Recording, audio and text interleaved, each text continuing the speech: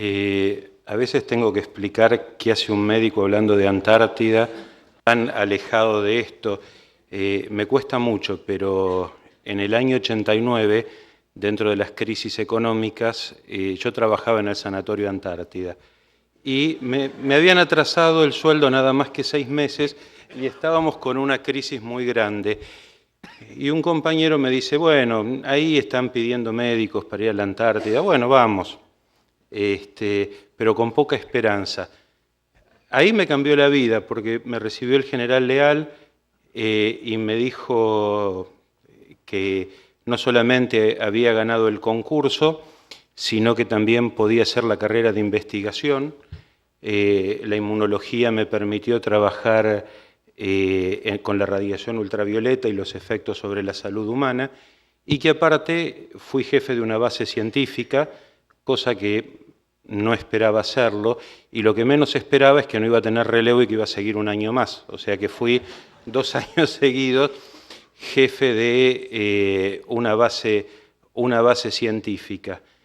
El haber conocido 3 presidentes estando en una base en la Antártida realmente fue algo increíble, 3 presidentes latinoamericanos. Bien, vamos a empezar por los conceptos generales, porque ya el subsecretario, el embajador Javier Figueroa, habló algo de Antártida.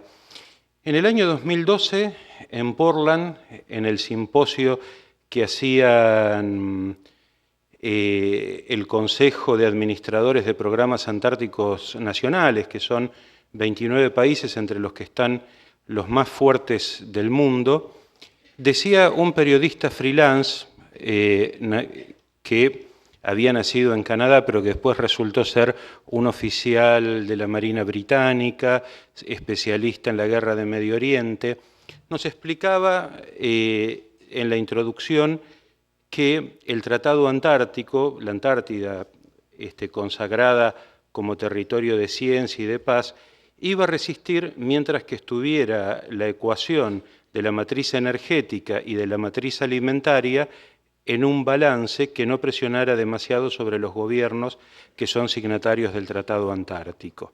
Entonces, uno empieza a tomar cabal conciencia de qué significa la Antártida. Un continente de 14 millones de kilómetros cuadrados es enorme, está inhabitado.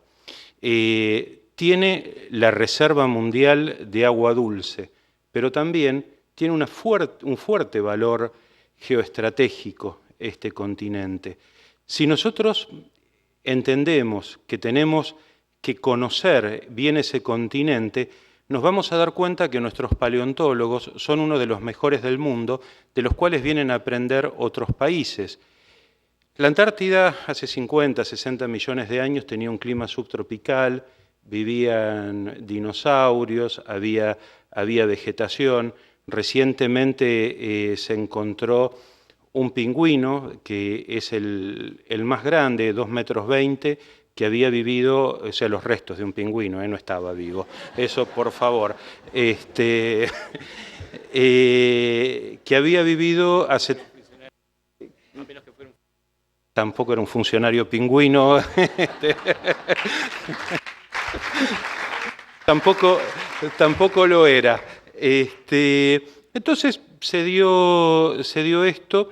¿Y por qué es esto? Porque hay oscilaciones. El cambio climático también ha existido antes. Un geólogo nuestro lo define como una hamaca. Si uno en las oscilaciones que tienen los planetas empuja, esa oscilación es constante.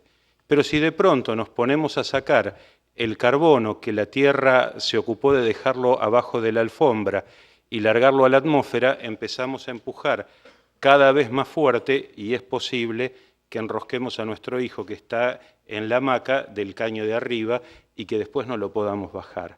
Este es el concepto del cambio climático global. Todavía no se sabe exactamente qué va a pasar, cuánto va a subir el océano. Lo cierto es que la pérdida de hielo de la Antártida se mide en gigatoneladas. y son miles, digamos 20 millones de gigatoneladas al año, que es lo que se está perdiendo de hielo en la Antártida. La Antártida tiene un rol catalizador de los climas mundiales porque enfría las corrientes marinas y esto modera la temperatura de los océanos y el clima mundial. Entonces, es muy importante tener este punto en claro, porque esto también es lo que mueve la geoestrategia. El sector antártico argentino, emergido, es 1.400.000 kilómetros, y estos son los reclamos de 7 países, a los cuales habría que agregar la ex Unión Soviética, hoy Federación Rusa, y los Estados Unidos de Norteamérica. Fíjense que hay una triple superposición en la península antártica. Uno es el más grande, el reclamo del Reino Unido. El otro es el reclamo chileno y el otro es el sector donde Argentina tiene sus derechos. Creo que hay una diferencia entre reclamo y derechos. Vamos a hablar de la historia de los derechos de Argentina y cuál es la base que tiene que ver esta reafirmación de los derechos respecto a la ciencia, porque estamos hablando de soberanía científica. Este es el mapa demográfico de la Antártida. El mapa demográfico de la Antártida tiene a 30 países que tienen, 28 países, perdón, que tienen base en la Antártida, de los cuales la mayor parte están concentradas en la península antártica, o sea, dentro del sector antártico argentino. Hay una base en el polo sur geográfico, que es la base Amundsen Scott de Estados Unidos, otra que es la base Vostok, que está en el polo magnético. No tengo aquí un señalador láser, pero bueno, está en color rojo. Y China tiene una base en lo que se llama el polo de inaccesibilidad, que es el lugar más complejo para llegar. Si pensamos en las inversiones que han desarrollado cada uno de los países signatarios del Tratado Antártico, en los últimos 5 años China es el país que más ha invertido en la Antártida. China tiene en estos momentos un gran desarrollo científico-tecnológico, tiene muchísima preocupación por la ciencia que se desarrolla en la Antártida, al igual que el resto de los países.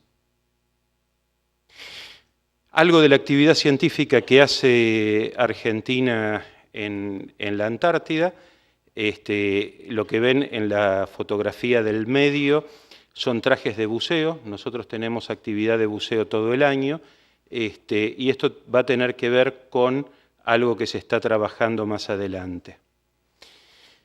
La actividad científica en el Tratado Antártico. Bien,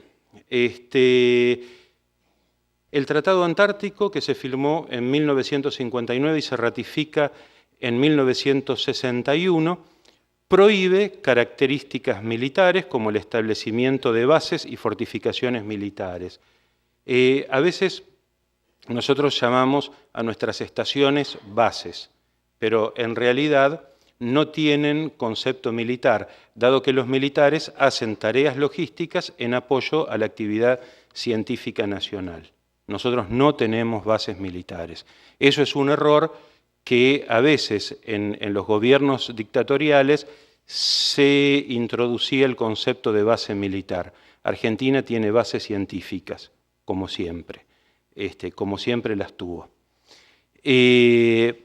Los equipos militares son solo para apoyo a las investigaciones científicas.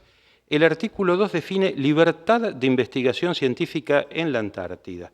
Esto después vamos a tener que hablarlo con respecto a la bioprospección en la Antártida, que es la utilización con fines comerciales de los recursos genéticos que tiene la Antártida. La Antártida tiene bacterias muy competitivas entre sí, que generan sustancias antibióticas que pueden ser utilizadas como antibióticos antineoplásicos o para usarse en la industria como detergentes en frío, y el Programa de Desarrollo de Naciones Unidas lo llamó la fiebre del oro en Antártida. En estos momentos, el único país que ha hecho un desarrollo de bioprospección en la Antártida y que lo ha puesto sobre tablas para explicar para qué lo utiliza es la Argentina. Estados Unidos sistemáticamente veta la posibilidad de tratar la bioprospección, es hablar de cuál es el estado de las patentes en curso y para qué se está trabajando en este sentido. Porque también las patentes tienen que ver con el concepto de soberanía. O sea, yo voy a tributar en mi país y es algo que yo hago en mi país. Entonces, todas las investigaciones de los países reclamantes, de los 7, ahí también faltaba Australia, faltaba Francia, faltaba Nueva Zelanda y Noruega, que son los países que reclaman sector antártico. La Federación Rusa, o sea, la ex Unión Soviética y Estados Unidos dijeron que no reconocen ninguna soberanía, pero que se reservan el derecho de reclamar aquello que les corresponde reclamar, o sea, todo. Ese es el concepto que se desarrolló en ese momento. Los otros países consideraban a la Antártida como una reserva de la humanidad para el futuro. Como venía avanzando la Guerra Fría en ese momento, era necesario tener conceptos de integración. Entonces, la ciencia se utiliza como el vehículo para generar el desarme de los países que tenían armamento nuclear, que podría ser utilizado en la Antártida. Teníamos recientemente explosiones en el atelón de Bikini, que estaba haciendo Francia. Cada vez había mayor riesgo. Entonces, eso. ¿Cómo generamos la confianza también? A través de la cooperación internacional. Metemos científicos de todas partes del mundo a trabajar en un mismo proyecto, como fue el Año Geofísico Internacional, que fue del 57 al 58. Entonces, ahí tenemos. Ahora, ¿cómo terminamos de cerrar la confianza? Y cerrar la confianza lo hacemos poniendo un artículo en el Tratado Antártico, que es el artículo 7, que establece que cualquier país acreditando diplomáticamente, o sea, por los medios diplomáticos correspondientes, acreditando inspectores que puedan inspeccionar cualquier base, o sea, la base que quieran, buque que esté fondeado o avión que esté aterrizado. Entonces, yo presento mis inspectores, los inspectores tienen capacidad de entrar a mis bases y nosotros vamos a tener cabal idea de lo que está ocurriendo, porque esto que está ocurriendo yo lo voy a plantear en la reunión consultiva del Tratado Antártico, que es una reunión donde todos los países se reúnen anualmente, por orden alfabético en inglés, y dicen cómo se está llevando adelante la gestión del continente antártico. Entonces, ahí se expone. ¿Quién es el país que más inspecciones ha hecho en el mundo? Estados Unidos, por medio propio, en toda la Antártida. ¿Cuál es el país más inspeccionado del mundo? La República Argentina. La República Argentina ha sido el país más inspeccionado del mundo, sobre todo por Estados Unidos, pero quien más lo ha inspeccionado es el Reino Unido después de 1983. O sea, somos todos muy buenos, somos todos geniales, pero la política está presente siempre.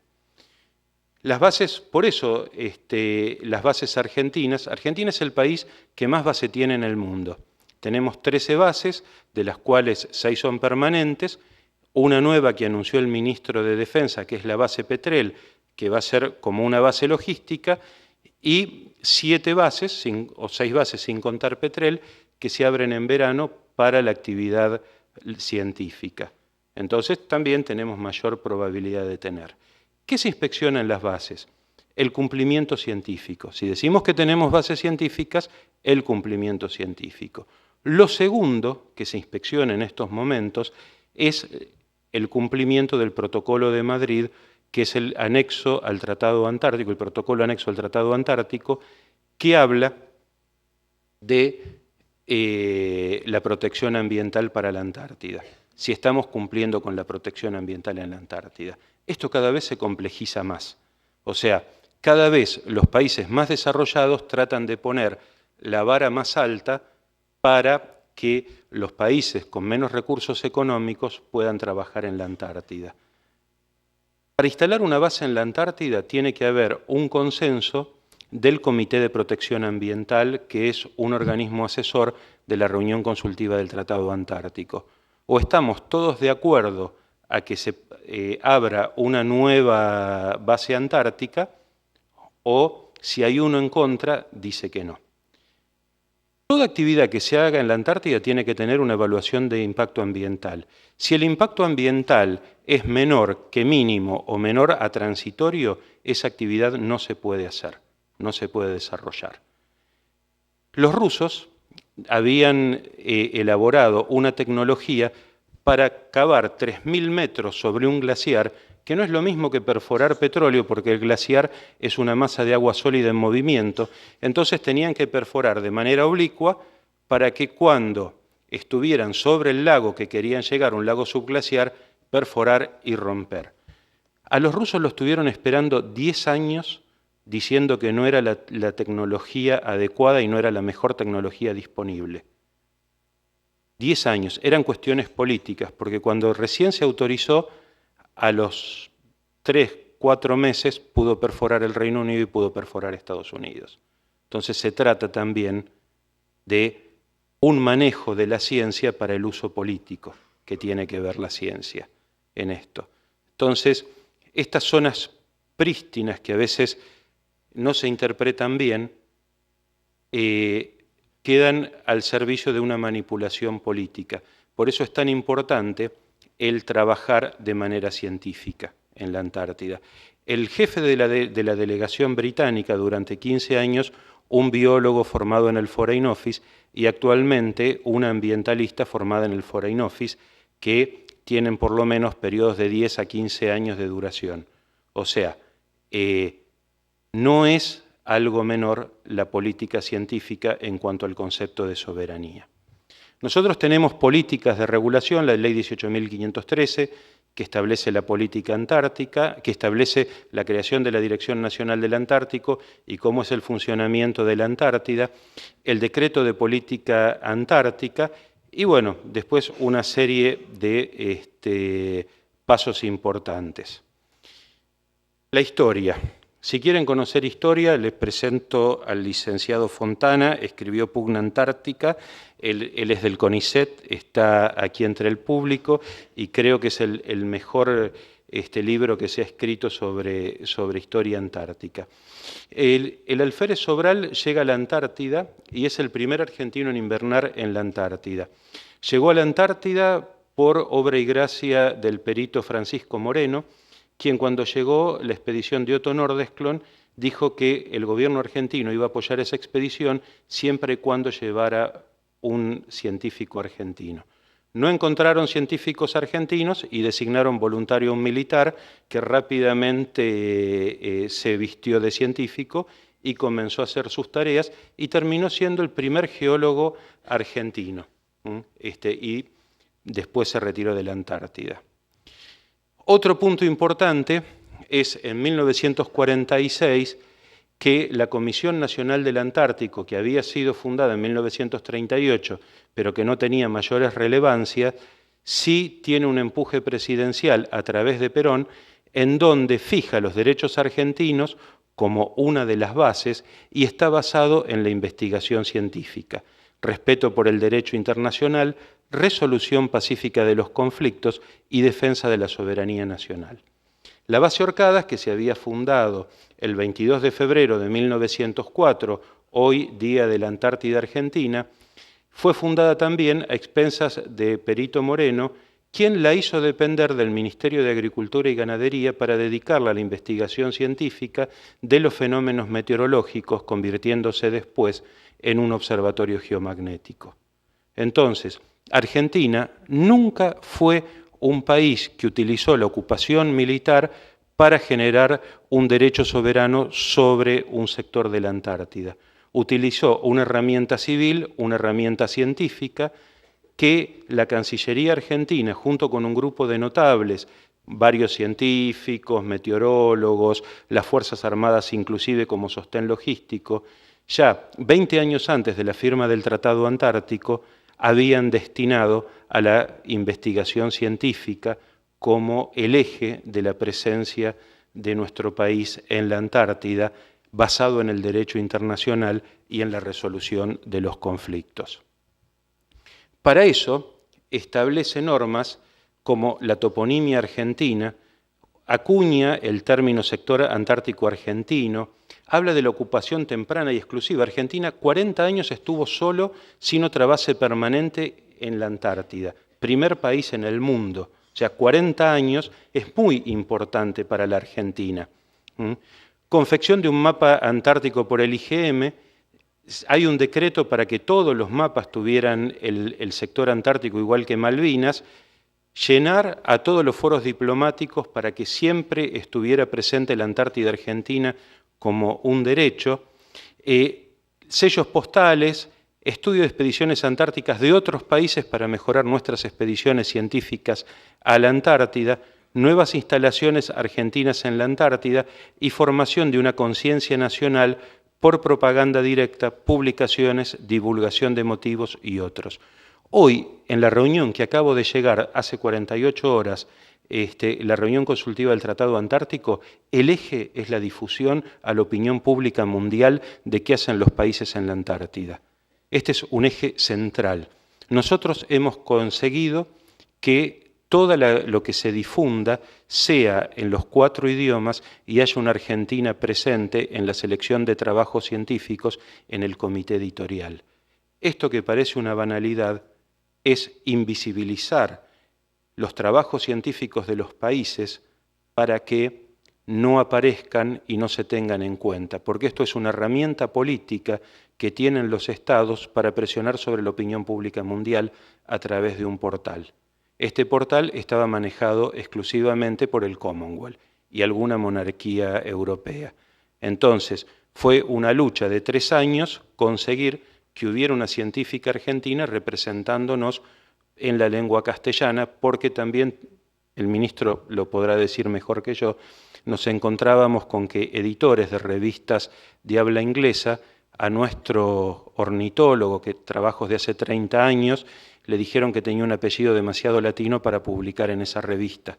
Entonces nos encontramos con estas invisibilizaciones del desarrollo de un país respecto a la política que puede haber en otros lugares.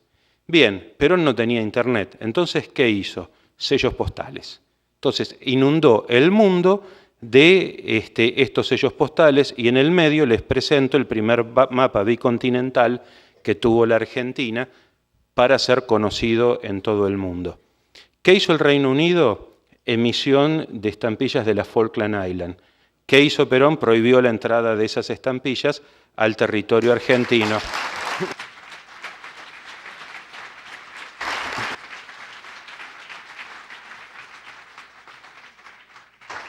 En el medio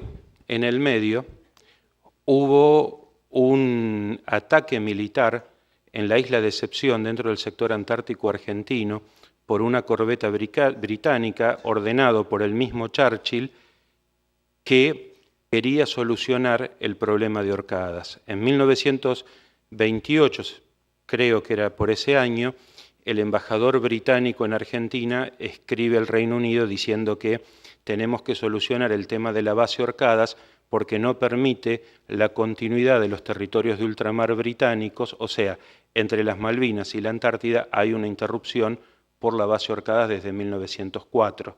Entonces, en ese momento viene desde Malvinas una flota que venía del sudeste asiático, llega a la isla de Decepción, toma prisioneros, esto es muy resumido, realmente más complejo, toma prisioneros argentinos y chilenos y después los remite a cada país de origen. Entonces hubo una agresión militar británica para que se impidiera la continuidad argentina. Con esto se responde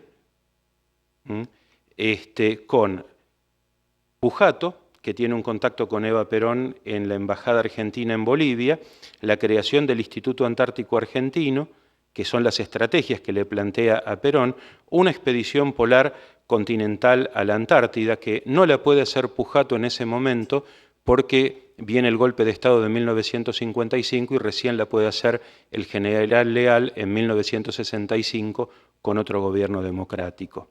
La adquisición de un barco rompehielos, el rompehielos General San Martín, buque realmente insignia de la Argentina en la Antártida, y se llamó General San Martín porque cuando iban a fundar, esto fue en 1954, en 1951 la base San Martín, la Armada le esconde los barcos y es Pérez Compán quien por un peso fuerte le alquila un barco a la Argentina para crear esta base, primer base del mundo al sur del Círculo Polar. Expedición al Mar de Weddell, eso se hizo, y colonizar con familias el lugar más conveniente del continente antártico. Esto es la base Esperanza, por eso la base Esperanza hoy tiene familias.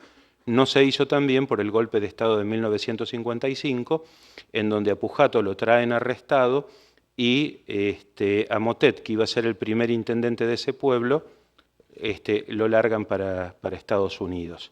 O sea, perdimos una gran oportunidad antes de la firma del Tratado Antártico. 1951 es donde empiezan todos los valores.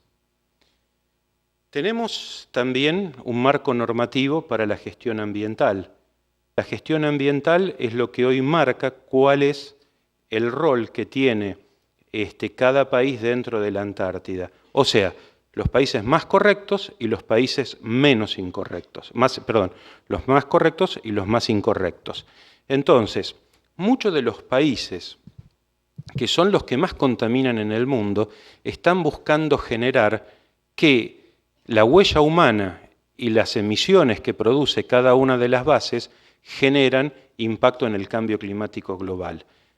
Tamaña estupidez es muy difícil de defender, salvo la hipocresía que se tiene para ser ambientalmente correcto. Esa hipocresía que se tiene para ser ambientalmente correcto es la que a veces ocurre en el sistema del Tratado Antártico. No podemos creer que la emisión de una base que tiene en invierno 25 personas pueda ser importante para que se pierdan, qué sé yo, 10 gigatoneladas de hielo por año. Eso tiene que ver con otra cosa. ¿Quién se hace responsable? Y dicen que esto se basa en la evidencia científica. Entonces, la evidencia científica, por ejemplo, del carbón negro, es algo que se produce en la Patagonia y es algo que tiene que ver con Argentina y con Chile, que son también países que están con una disputa. Esto también tiene que ver, a mí me toca ser el representante del Comité de Protección Ambiental por Argentina y tenemos que estar con los ojos bien abiertos para que no nos puedan pasar. Esto era durante la dictadura, se ponían los tambores de la base Marambio, es la foto que tienen arriba a su izquierda. Nos tocó en esta gestión apilar los tambores e ir sacando y hacer biorremediación. El proyecto más importante y más revolucionario en términos reales es el que desarrolla el ministro Lino Barañao del proyecto Pampa Azul. Ahí están focalizados, esto lo saqué de la página web de Pampa Azul, creo que es una página web que debería visitarse con más frecuencia y sobre todo se enfoca en la investigación científica en lugares estratégicos. En lo que nos compete a nosotros es la investigación científica Georgias del Sur, Sandwich del Sur, que es la zona que el sistema del Tratado Antártico denomina como Convención para la Conservación de Recursos Vivos Marítimos Antárticos. Pesca, estamos hablando de pesca, estamos hablando de la producción de una de las mayores riquezas y el mayor PBI que tienen los británicos. En estos momentos, el sistema que está desarrollando Pampa Azul de conseguir barcos para poder mantener la ocupación en el Atlántico Sur, ya está el buque Austral que se compró, que ya lo pagamos, o sea, no solo se compró, sino que ya lo pagamos.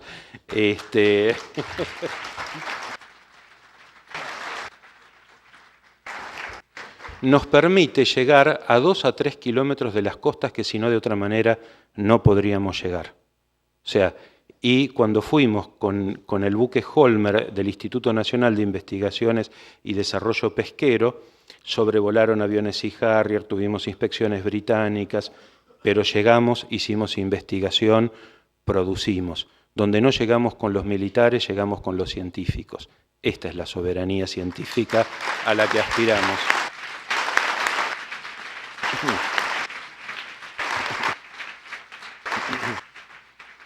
Para ir terminando, porque estoy consciente de la hora ahí, la actualidad científica. Tenemos investigaciones de alto impacto. Argentina es el país número 1 en Iberoamérica en producción de calidad científica en trabajos publicados en revistas de lectura angloparlante, o sea, que se escriben en inglés. Y esto está escrito por noruegos, por indios y por científicos chilenos, o sea, no son trabajos argentinos. Tenemos presencia en todas las bases, tenemos la mayor cantidad de cooperación internacional, hemos finalizado laboratorios acordes en la Universidad de San Martín y por primera vez, a partir del año pasado, el Instituto Antártico tiene laboratorios propios, nunca había tenido laboratorios propios.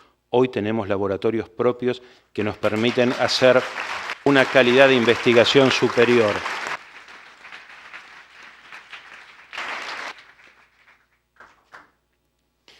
Y la última, para nosotros el científico es la reserva intelectual y la base del desarrollo de políticas tecnológicas con impacto positivo en lo político, económico y social de un país.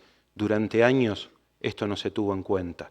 Hoy lo tenemos en cuenta, tenemos un ministerio que esto lo hace.